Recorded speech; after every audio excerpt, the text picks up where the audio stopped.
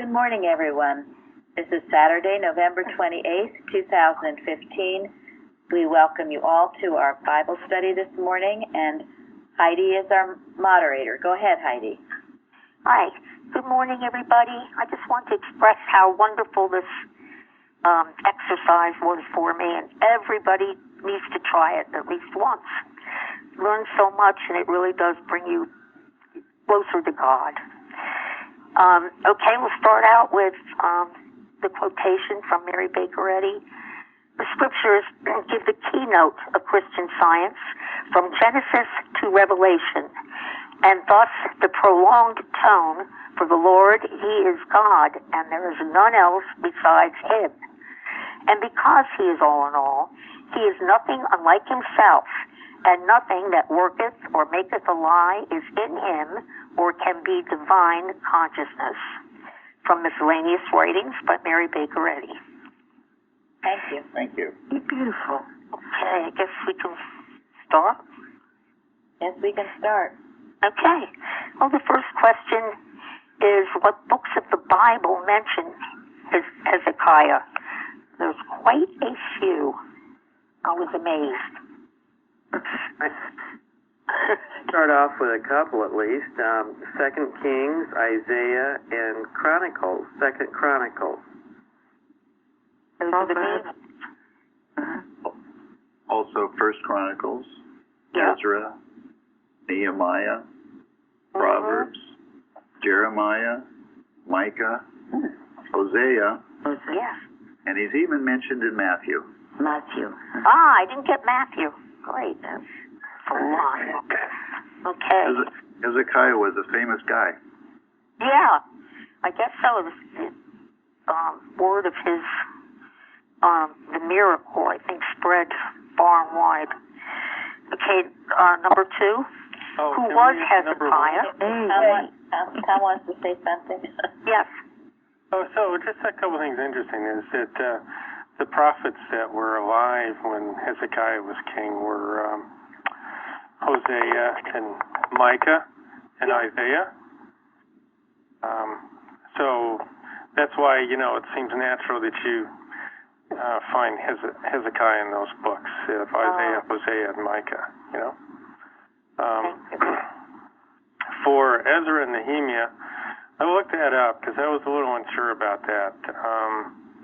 So Hezekiah, the name is mentioned in those two books, but I found in Matthew Poole's commentary that was Hezekiah, not the king, some other Hezekiah. Not really sure. So. Okay. Thanks for clearing it up. All right, number 2. Who was Hezekiah, and what kind of a king was he?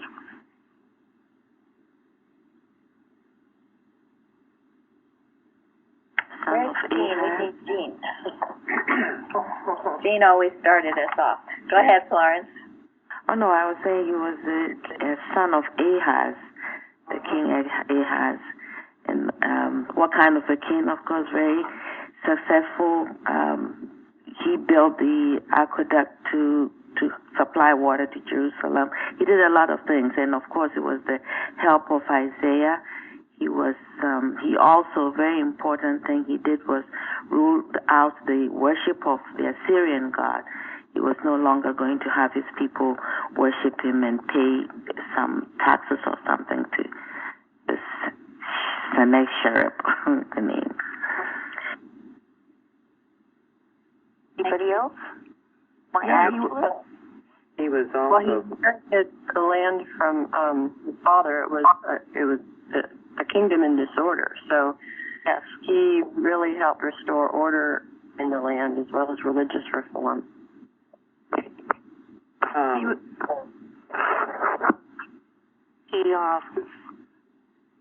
And that also mentioned something about the Passover being done away with during those times. He brought that back and destroyed the serpent that Moses, something about the serpent that Moses used that was in the temple.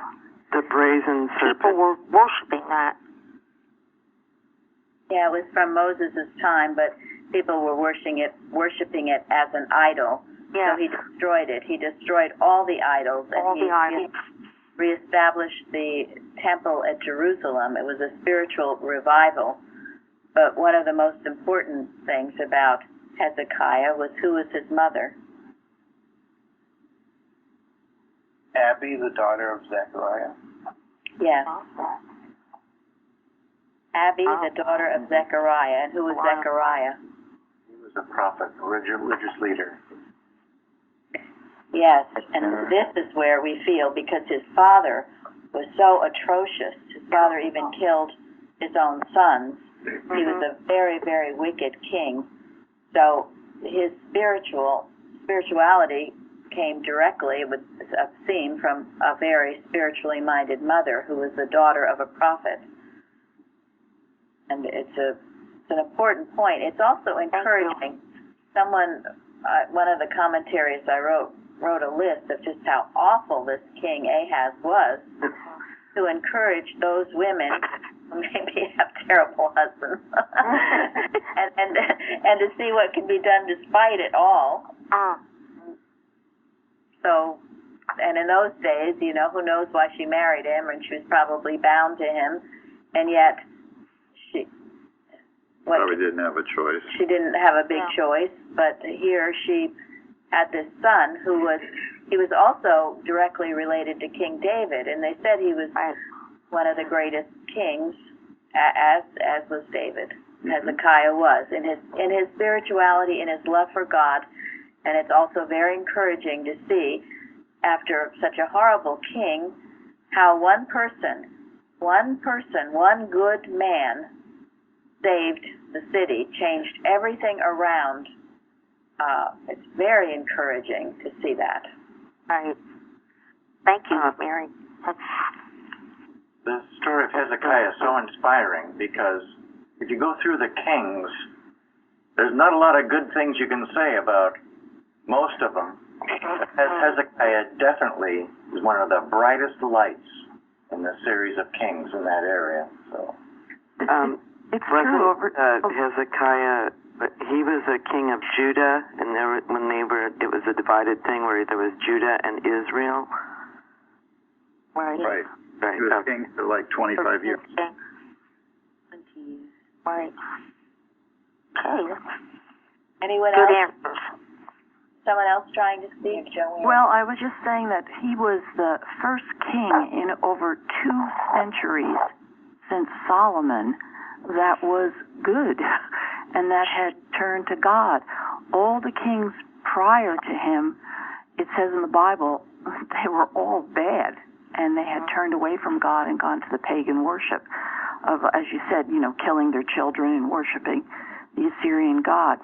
And it's interesting that Hezekiah's name means Yahweh is my strength. Yes. I wonder so. Good Thank point. you. Yeah, Lauren? thanks for adding it. Yeah. Okay, number 3. Wait a minute. Wait, Heidi, slow down, please. I'm sorry. Lawrence? I can't see over there. Yeah. Thank No, you. we I was going to say, no wonder such tremendous moral courage, if this is his name, strength from God directly. Yes. Such moral courage, and again, after all those years of such horrible reign on king, what he was able to do to turn the whole thing around. So there's never a hopeless situation, no matter how long it seems to have gone on. It's quite encouraging. Interesting, Joe's comment, how Solomon started out well, but he didn't end well, and he didn't set the tone for his children and his children's children. When he left a mess, didn't he? He left a huge amount of material wealth, but spiritually he left a mess. Another good lesson. What are you passing on to your children? What's really important? Huge amount of material wealth, or a legacy of God? And it's true, and all that was what enabled the Assyrians to come in and overtake them, because they were captured. You know, the Israelites, not the Israelites, but the kingdom of Israel came under the control of the Assyrians. They were getting tribute from everyone. They were having to, pay bribes to the Assyrians.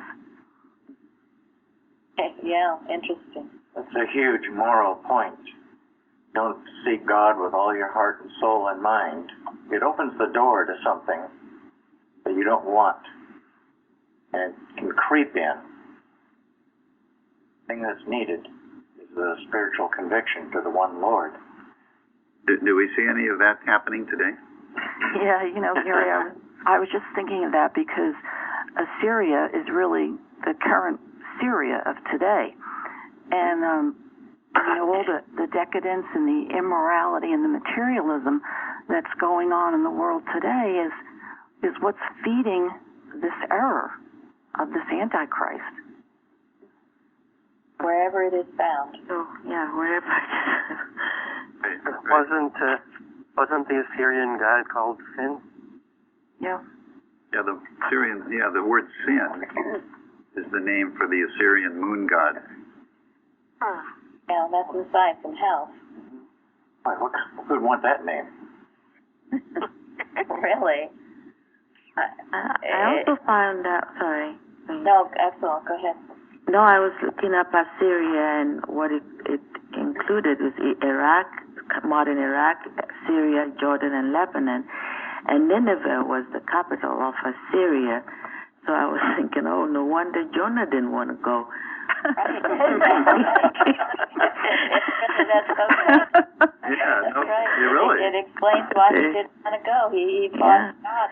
But God knew that that all people can be saved. Everyone is God's child. We mustn't have these prejudices. That was a tough one for Jonah. Yeah, it's a tough one. Dear God, anywhere but Nineveh. Right. It's got to be thrown in the ocean. Right. Yeah. Swallowed by a whale. Yeah. But seriously, what's happening in this country today? How many people are trained to have a high respect and reverence for God?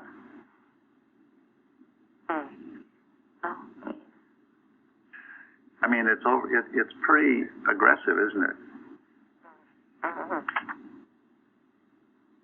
And what do we see? And then, as a result, what do we see happening? We see a great disrespect for Christianity and the things of God.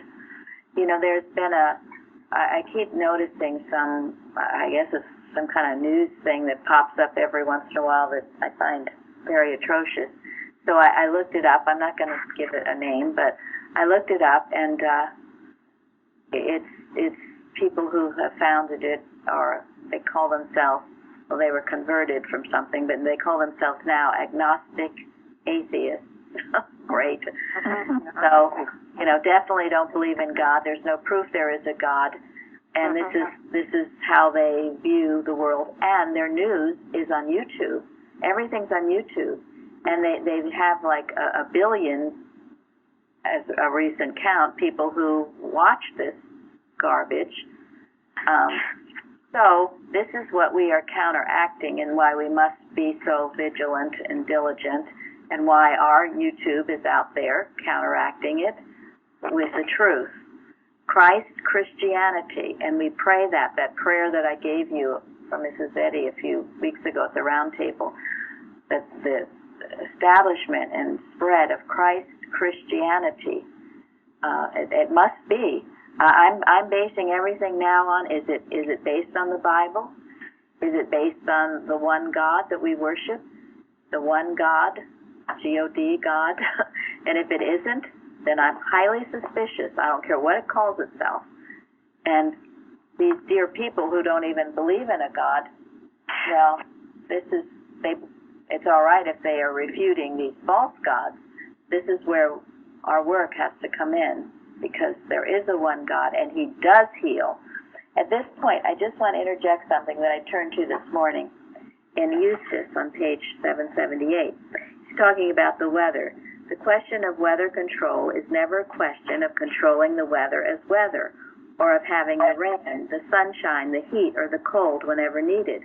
For you understand that all right conditions are everywhere present every moment, and that it is never metaphysically the claim that they are not. The claim is always that there is a malicious mind and that is operating as hypnotic suggestion.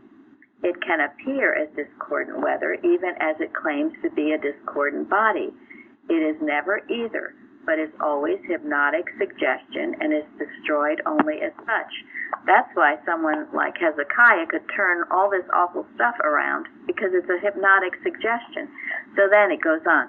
In view of this inherent power of prayer, of true understanding to bring to pass all things that ye ask, nothing doubting, is it not an amazing parody on the result of 19 centuries of Christian teaching that an Associated Press dispatch from Chicago dated September 5th, 1930, should read as follows, quote, prayers for rain are futile, in the opinion of a majority of prominent American clergymen who took part in a symposium conducted at the time of the drought by the Christian Century magazine. Quote, no imaginable connection exists between man's inward spiritual attitude and a rainstorm, said Dr. Harry Emerson Fosdick of New York and Dr. W.P. Lemon of Minneapolis call praying for rain an attempt to, quote, involve God in a cooperative scheme to maintain present American living standards, end quote.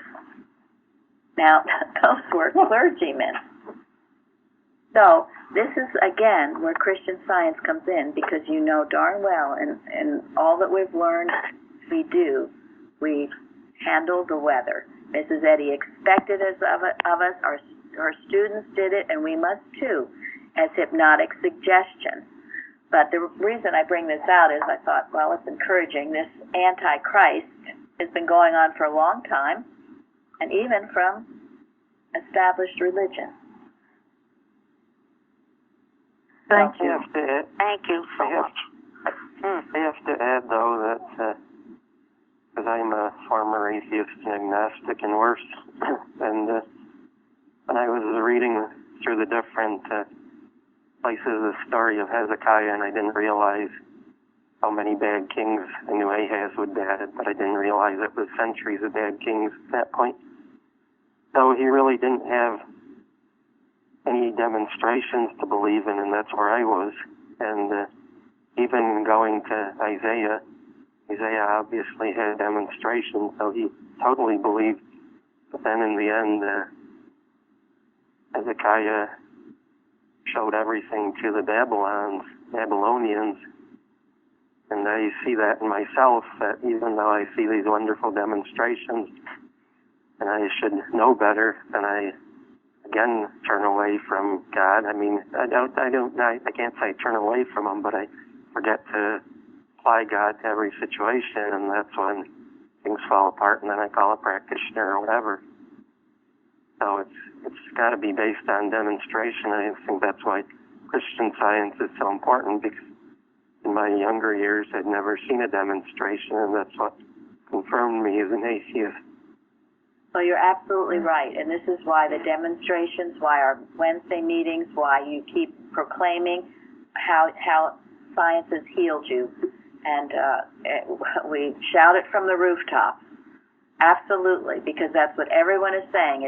There is no God. Look at all the disaster in the world. How can you say there's God? So we do say there's God, and our God is real, and we prove it. You prove it. I prove it. We all prove it. So, and we talk about it, and we don't ever think anything like I just read, because we know better. We know our science, and we can refute it. And this is the whole thing about it. It is a science to prove it. Mrs. Eddy says, prove it in your own life. And this is where you all keep doing that. So, and to add to that, it's so important, I think, with doing your own, our own Bible lessons, etc., because In my previous Christian Science experience, I so believed in demonstrations because I saw them on occasion, but I could never perform them myself, and it's just fascinating to me now. And as Heidi said, coming into this lesson, doing this lesson, that everybody should do it because it's that living, proving, when you see that you haven't done it on your own, and you see the power of the watches and just the random people that emailed me. I mean, it was so amazing to me. And to see it really work the way it's supposed to work. And that's what makes me believe even more. Well, that's true. And remember, it's never you. It's God working. It's getting ourselves out of the way and letting God work. That's where the power is. It's never relying on our own selves or we'd all fall on our face. So. And that's why there were so few good kings, because they were personalizing the law. They were always looking to lead them. And some of them started good, but then you get on your own, you thinking you're it, and down it goes. That's so true. Exactly. Absolutely. I mean, even in the end, some for Hezekiah. After him, yeah. Yes. I thought it was really interesting that Mike was saying that, he didn't see the demonstrations, and it made me think of, we were talking about personal sense, and that some people that I have talked to that were feeling agnostic or atheistic had tried to pray, and it didn't work, and so they decided, I'm going to take my football and go elsewhere. Right. But often it's a selfish prayers, though. I mean, exactly. In the Bible, I want to do this. Father, help me to do this. It's not our will, but they leave that out. That's why it doesn't work. Another thing about their prayer is maybe they didn't get the result that they were looking for. That's how prayer works. Mm-hmm. Well, but you also have to understand that if you don't, those are nuances that if you don't have a God, if you weren't taught a God, if you don't have that spiritual mother like Hezekiah had and Mary Baker Eddy had and Jesus had, I mean, they all had spiritual mothers. I remember going to my mother on this brilliant epiphany. What happens when I die?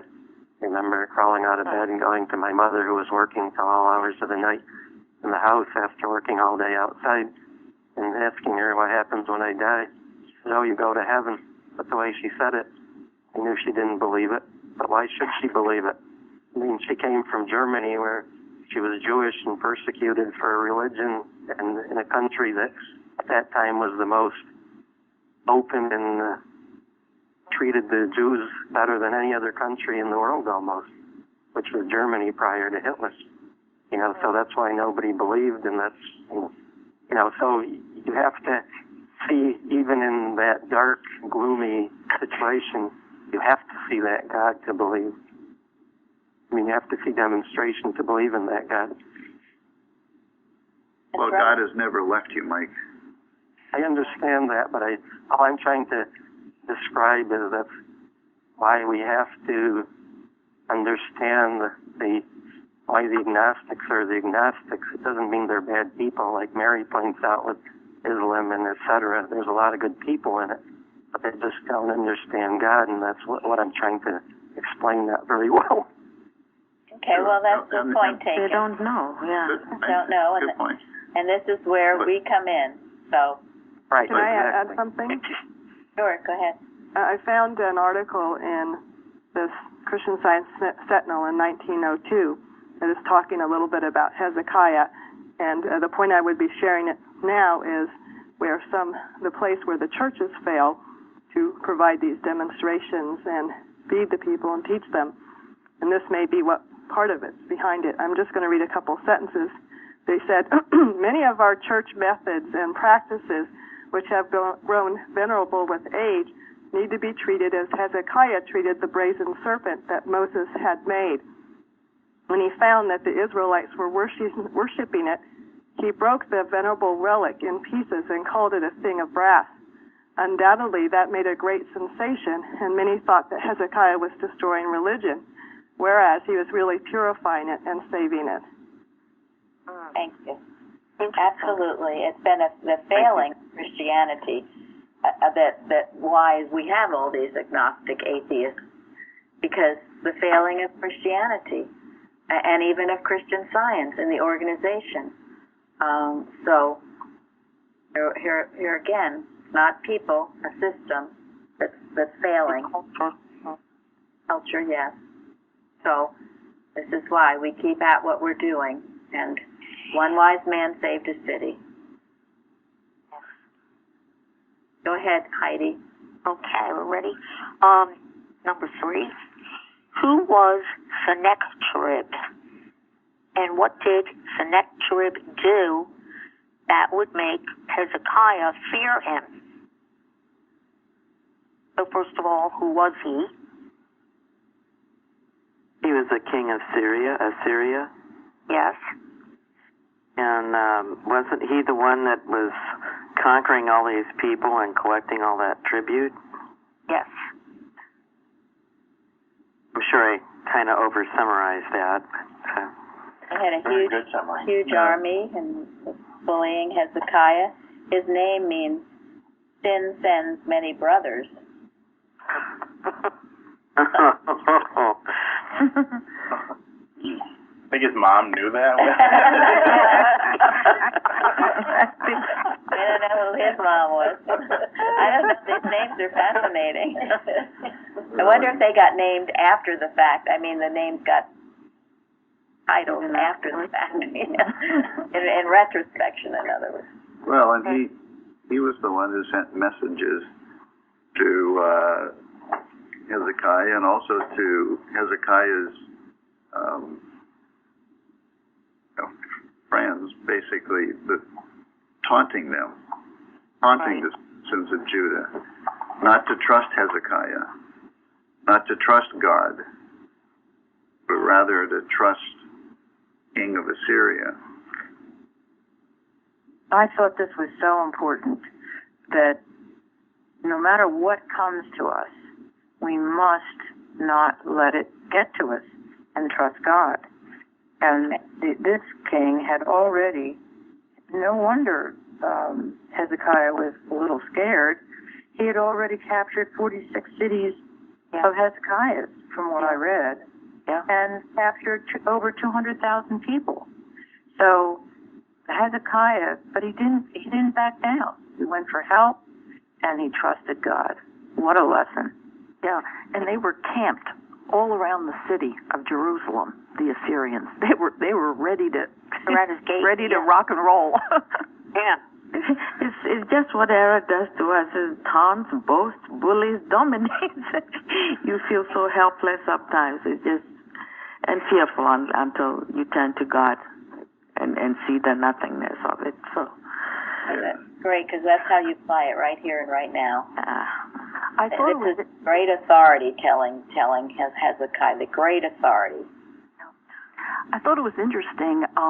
Hezekiah was paying tribute to Sennacherib up to this point, and then he decided he wasn't going to, pay the money anymore, and instead he aligned himself with Egypt because he thought Egypt was going to, support him and come to his aid, but they didn't.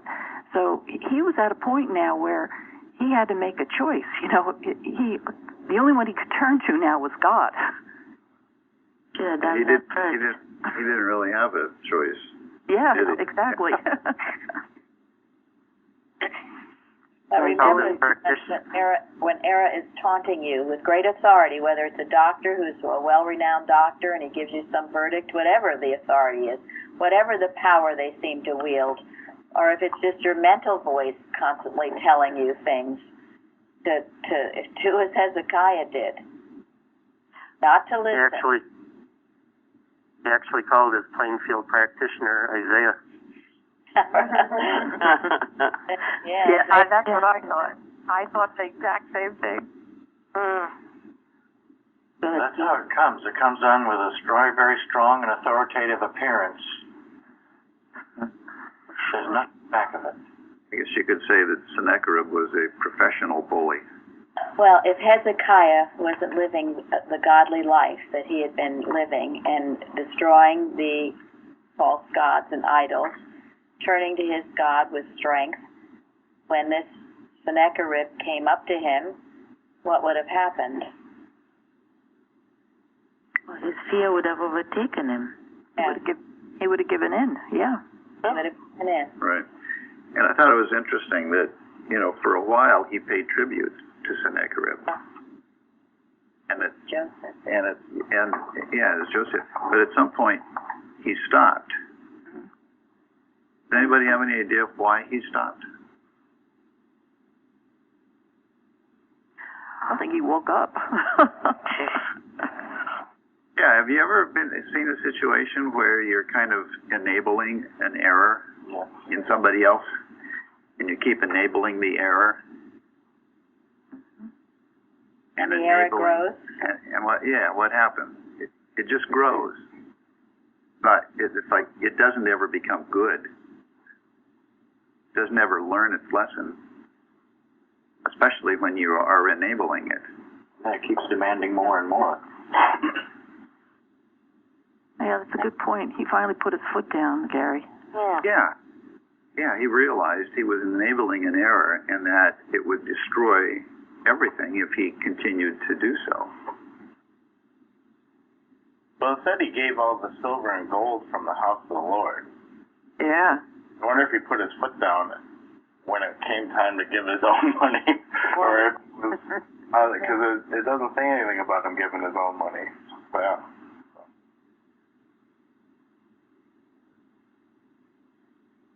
I thought it was a good lesson on. Really? Yeah. And have the strength to do that, because maybe it's you've been doing it for a while and you're going to ruffle some feathers if you stop. You've been letting this go on for such a long time. It takes strength to stand up and say, no, I'm not going to do this any longer. It's not right. I've learned my lessons by letting it go. It takes a lot of strength to change your course, but Mrs. Eddy says that if you haven't done right, you can change your course and start to do right. You start today, step at a time. Keep going. Don't turn back. And your strength comes from God. Go ahead. No, I was going to say, be conscious of the strength, the power, the only power with you. Yes. I was going to say, too, the strength is from God, not your own strength, but from God.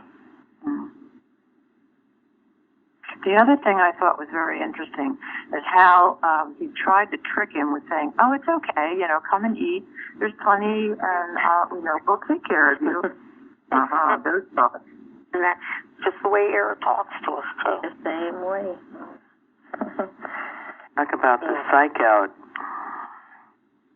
Yeah, and the fact that the messengers talked in the Jewish language, in their own language. They didn't talk to them in Assyrian because they even Hezekiah's messengers even said, well, talk to us in Assyrian. We understand Assyrian. And they said, no, we're going to continue talking in the people's language. They were really trying to woo them and get them off the wall. That's the voice in our head. Yeah. So, Sennacherib had a really good minister of propaganda.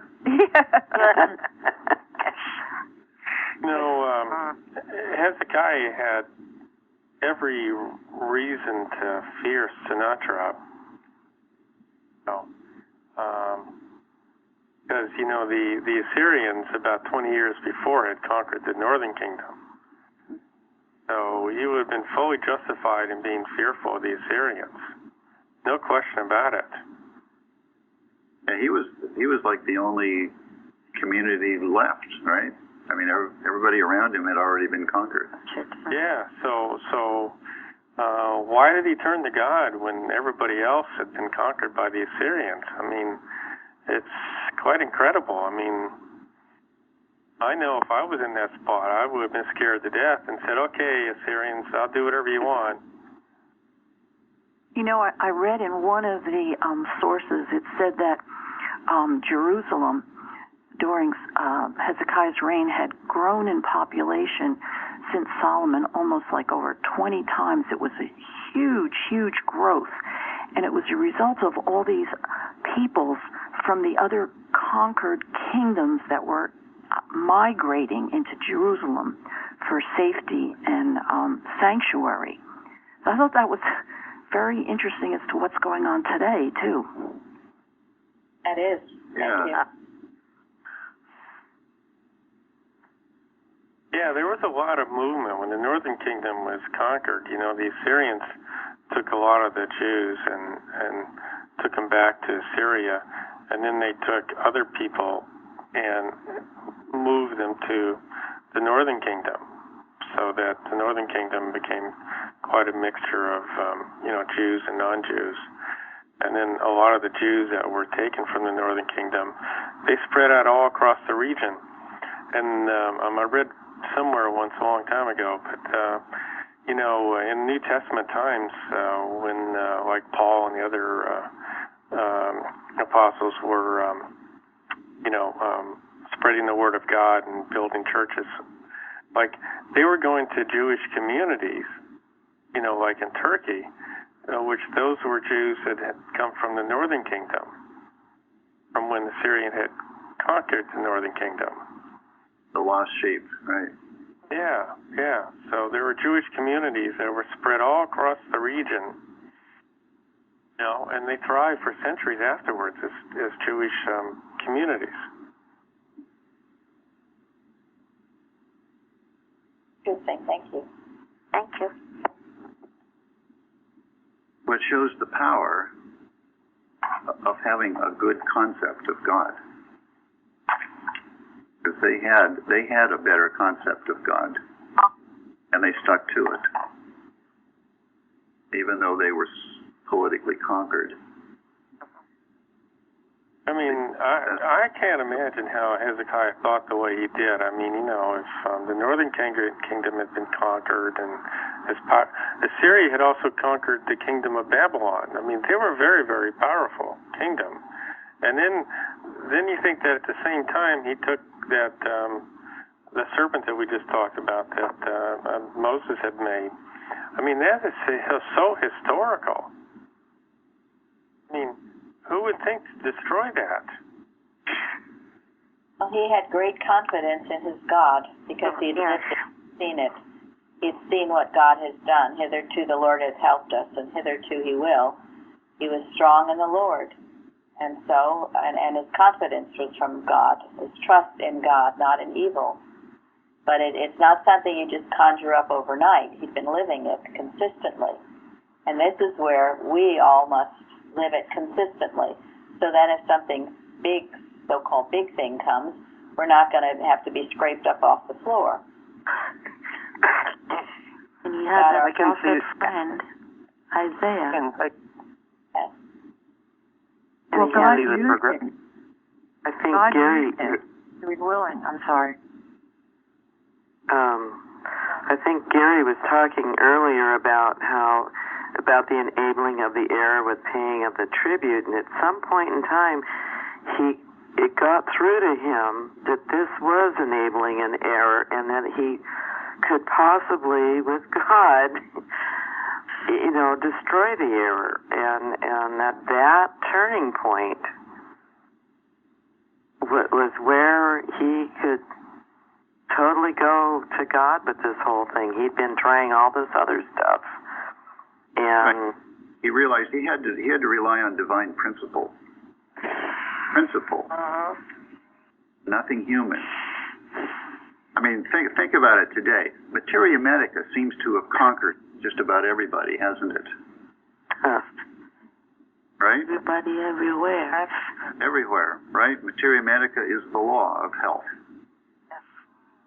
So what does that mean? Does that mean that we give into it? We just say, okay, everybody else has been conquered by this wrong belief. Or do you stand even stronger? Thank you. I mean, we each have to make this decision, don't we? Each day. Mr. yes, Teddy that's says right. the more we are persecuted, the more we have to stand strong and prove what we know. I True, still and see a persecution, it is Persecution, yeah. going on. Each stand makes you stronger. Right, makes you stronger, so then you can meet the real big ones. And like Mary said, that's why it's so important to be consistent with, our staying close to God. That's why that thought came to Hezekiah to put his foot down and stand for principle, because he was listening. Always. Right, and as Shardy said, he was being used by God. He allowed himself to be used by God. Yes, He allowed it. yes. Anyone can be, but you have to allow it. The willingness, yes. Right, the willingness. But I still see him as having, Hezekiah having turned to the present day, the Christian Science, and that didn't quite do everything he needed. And then when he turned to Isaiah, and he got a clearer sense of it, and everything worked. But then the second he stepped away from, went on his own for consulting Isaiah, that's when that last thing happened. So I would kind of see that he had a higher understanding, attracted the remnants that were escaping from the Syrians and other places.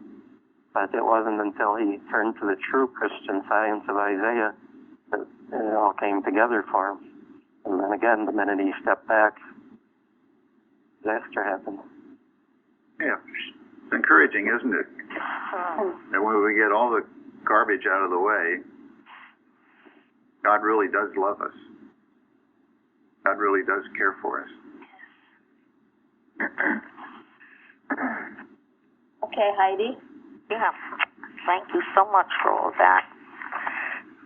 Okay, we're on 4? Oh. Yeah. And when Hezekiah received a letter from Sennacherib, what did Hezekiah do? And then how does God answer his prayer? And the first part, what did Hezekiah do when he received the message from Sennacherib? It's Sennacherib, right? Sennacherib, yeah. Sennacherib. Yes. Sennacherib.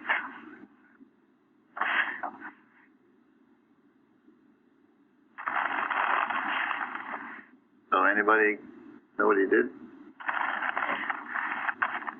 Yeah, he went to the temple. He took the letter and laid it before God and asked for help. They put it on the table in the temple so God could see it. Yes.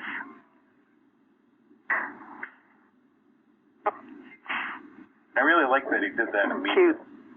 Yeah. Hang out with it. He took it right there. Yeah. Interesting.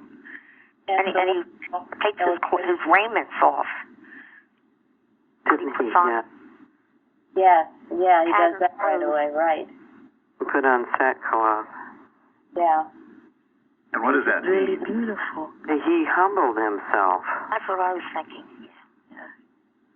It's beautiful. It's like, I was just imagining you're being given a verdict, a medical verdict, and you just bring it and lay it in front of God. Father, this is what they're saying. Yeah. Beautiful thought. Is. This is what they're saying. So what are you saying, God?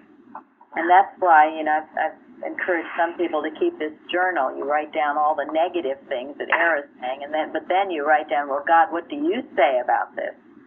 Which negates all the negativity.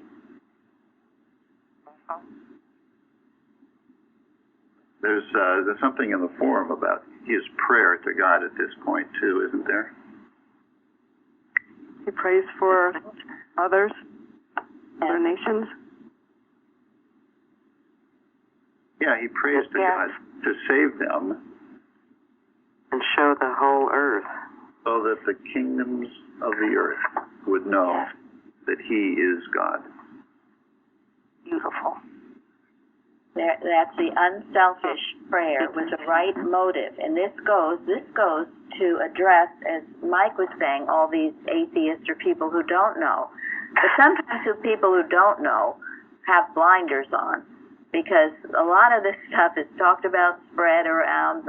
You can just pick up a Bible and read it, but for some reason people don't. A lot of this is out there. Believe me, it's out there. We can continue to make it more available, but it's the human mind does not want to hear it. They don't care what. They just don't want to hear it. And even if they saw as we've talked about, a magnificent demonstration or healing right in front of their nose, they still don't want to hear it, or they still don't believe it. So it's the human mind that resists it. That's what resists it, and that's what keeps people in the darkness, not because it hasn't been proven over and over and over and over again. This is why the watches are so important. Yes. Yeah. Shardy. Mm-hmm. Because it's the overturning of thought. I will come and I will overturn. It's exactly right why the watches are so important. Because it's spiritualizing, bringing to light the truth, and this getting rid of this human belief, this error, this human mind that won't believe, that refuses to, that continues to stay in the darkness, even though there have been tremendous demonstrations of God's great power.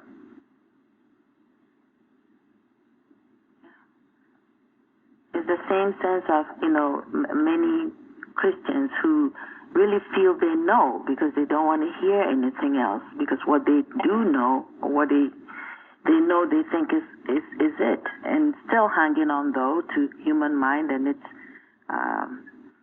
ways. Yes. But they don't want to hear about Christian Science because they feel what they know is what should be known. Absolutely. You do not pray for the weather. Don't do it. It doesn't work. That's not it. Because they know. Good point. Isn't it amazing that the clergy would say prayer doesn't work? But in today's world, man knows better. That's what we're fighting. Absolutely. Yes, it is. It's amazing, and this is Christianity thinking that way. They gave up long before they released that. They had that press release. I thought it was very interesting, Mary, that you brought up the about the weather and God being able to change that, because what happened to Hezekiah when he was ill later, and Isaiah, he called upon Isaiah and he healed him. Hezekiah said, well, give me proof from God that I will live another 15 years. And the proof was that God turned the sundial back 10 degrees. I mean, that's pretty monumental, just like healing the weather. Right. And Mrs. Eddy even says the weather is a lot easier to take care of than other things. Yes, than disease or death, because it's totally impersonal. There's no personal. She also said that you're not a Christian Scientist, and so you can handle it. Thank you very much. That's right. You're not a Christian Scientist until you handle the weather. So there. No more bad weather. That's right. I still have to, I'm sorry I keep coming back to this, but I also think that it's an issue of language, because there's a language barrier. So I started in 2002 with the Christian Science. So went the conventional route because I didn't know any better. Went to class, went that route, and then I went on my own for about 4 or 5 years. And I have to tell you that you guys speak a foreign language here in Plainfield. And, and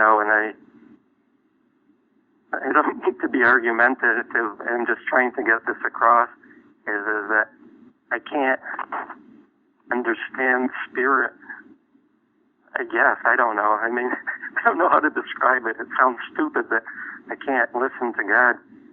But the language that you guys speak is so much higher spiritually than what I experienced. It's taken me, this long to finally come to understand the language you're speaking better, but I'm not perfect. Otherwise, it would be, a totally different plane of existence that I'd be on. So it's not that the people walking on the water. We're not speaking jargon because the jargon is not understandable, and we're trying to get away from that. I think what you're no, that's not what I'm saying. What I'm trying to say is that you have a dialect. What you're describing, Mike, is heart speaks to heart. Yes. And when someone speaks from their heart, out of love for God and of love for mankind, you understand it. Oh, just a minute. This is what I'm trying to say is that as much as I want to understand it, I can't understand it. This is all I'm trying to say is that the people, it's not being willful. You can't understand it until you start obeying God and start using it. And that's just the principle. You've got to live it. Right. Otherwise, you can't read about it and think you're going to understand it. You need to take your foot off the bottom of the pool, start living it, trusting in God, and going forward. And then you will understand. Okay, let's move on. Anything more to that to answer it? No, I was going to say, how did God answer his prayer? I think somebody answered that. No. When they were talking about the sundial. Well, of course, he spent his life 15 years. No. That was later. Yeah, later. No, God answered God promised to defend the city for his own sake and for David's sake. And then all the Syrian soldiers died. Yes. Right. Oh, yeah, that goes with 185,000. Right. And he sends an angel. God sends an angel to About the Assyrians. mourning their own death. Right. Okay. So then the next question. Wonderful victory. Wonderful victory. Yeah. Are we ready for the next one? Yes. Yep. Okay. So, number 5. Hezekiah is very sick, and he is fervently praying. He sends for his prophet friend, Isaiah, and Isaiah tells him that God has heard his prayer, and he will do 2 things. And what 2 things does God do for Hezekiah? I think we answered it. Well, first he heals them, and he adds 15 years to his life, and then he delivers all of Jerusalem out of the hands of the Assyrians. Yep. Yes. And how does it describe Hezekiah? He turns his face to the wall, right? The wall, And weeps. Then Isaiah hears the message and is sent to go back to him. It's a beautiful story. And if you've ever, that's the idea of being up against a wall. You're kind of at your wit's end. And as Hezekiah was at his wit's end. And he let it all out. Yeah, he let it all out. That was his repentance, wasn't it? I mean, that was his flushing the human mind. Wept sore. Also, like turning away from the error. I was thinking of Daniel and the lions, and just turn away from it all. Look to God alone, Father. Yeah. Very good. Turning your back to it. In this case, Isaiah was sent. Hezekiah didn't send for him. Isaiah was simply sent. Right. Isaiah came in. He got the message. He got the message. And after he delivered the first message, turned around and walked out, he got the next message and came back and delivered it. Sent right back. On the practitioner.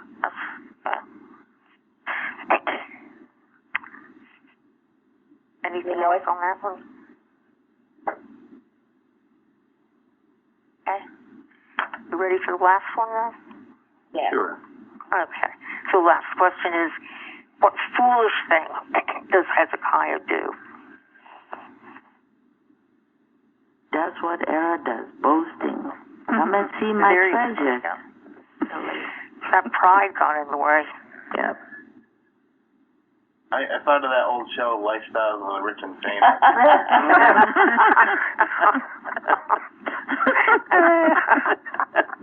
Yeah. That lottery show, too. I thought it was interesting. King of Babylon sends Hezekiah a letter, kind of like a congratulatory letter. Yes. And Yeah. Hezekiah kind of gets set up. So that way the door is open for him to do the crazy things about letting the enemy see all of the wealth and riches of the kingdom. Yeah, his ego is flattered, yes, by the letter and how great he is, and he lets down his guard entirely. Here, after all this life of good dedication to God, he lets his guard down. You don't show the enemy your cards. And you don't show them something that would make them envious that they would want either, which is exactly what happened. They said, wow, this is what we would like. Getting it. And they ended up getting it. It was compromised. And it opened the door for Babylon to come in and take over Jerusalem, and that's what began the fall of Jerusalem. Right. And Isaiah had warned him about it. Yes, that's true. He had a warning. Living in today's day and age, if you have a healing, who walks away and think, oh, how great I am. I had this thing. Wonderful. So I think the next question should be, what's the purpose for even having a healing in the first place? Isn't it to humble ourselves before Almighty God? Give us an opportunity to commit ourselves to serving Him better and more, rather than go off foolishly, pridefully. Or I'm having demonstrations now. I have demonstrations as if it's you doing it. I suppose it's God, glorifying God. Glorifying God, yeah. And throughout this, it was Isaiah helping him. And it is important, and this is one of the reasons why, if you have practitioner help, that you at least acknowledge it. Because when you call on practitioner, it shows that you have the humility to be asking God for help. And that's very important. That point will keep you safe. Once you forget all the practitioner help, all the help, suddenly I did it all. I achieved all of these grand results. You start flying up there. And when you're flying up there, you become a target for the devil. So the gratitude for practitioner is just a symbol of humility. It's not because the practitioner is craving to get up and thank her. It has nothing at all to do with that. I still, after all these years, thank Mrs. Evans, my practitioner, for all that she's done for me. And I give it in testimonies when it's appropriate, when those things were, and others in this church do too. It's a sign of humility. It's just a symbol that you're keeping your feet on the ground. You're not flying up around. Maybe Hezekiah forgot all the help Isaiah had given him, but he suddenly was a great man with a lot of riches that he was showing it off to people, and look what happened. I'd like to add that he had this great, this big bad thing that he had to get lots of help to overcome with the Assyrians. And then when someone comes offers friendship, he'd been offered, let's take over the city. He was so what's the word I'm trying to say? The quote nice thing got him. How that error comes in and pretends to be so nice. Yes. It totally caught him off guard. He was used to defending the city. Yes. Yes. Right, which shows you can't trust the human mind. Yeah. Ever. And The human mind will try to appear good, and if you buy that, you're sunk. Because there's nothing good at all in it. If you were the devil, you wouldn't come, acting so nasty. He wouldn't come with machine guns. He'd No. come with a letter of congratulations. Yeah, that's how the devil works. It's the Assyrian god of craftiness. So that is to be more watched. All the praise and all of that stuff, you've got to be even more on guard and ask God, is it sincere? Usually your inner sense will tell you if it's sincere. If it's not sincere, it's very disturbing. When it is sincere, it rings true. And it's something you can never fake. Your gratitude and sincerity is not, you can't fake it. It's either real or not. So, ever on guard, never absent from your post, ever on guard, never ill-humored, never unready to work for God. Those are the signs of obedience. Always humble. Yes. So tremendous lessons in the story of Hezekiah. And we thank you, Heidi, for explaining it together. Yeah, Thank you. you. Thank you very much. Thank you. Thank you so much. Thank you very much.